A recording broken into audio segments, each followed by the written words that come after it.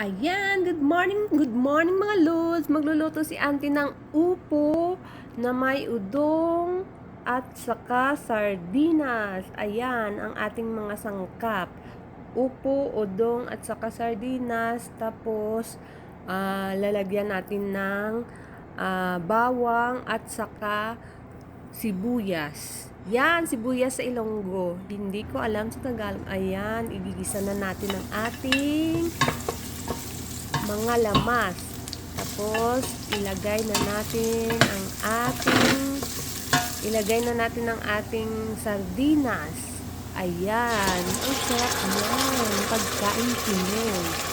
Makakatipid ka talaga. Ayan, guys. Tingnan nyo. Ayan. Ginigisa ko na po. Tapos, lalagyan ng water. Ayan. Sarap. Napadami ata ang tubig na lalagay ni auntie. Ayan, mga lods. Halo-halo. Ayan, nilagay na po ang upo. Yan. Hintayin lumambot ang upo. Tapos, ilalagay natin ang udong. Yan. Yan po, mga lods. Ang sarap-sarap naman ito. Enjoy watching. Pagkain Pinoy po ito. Support kay auntie.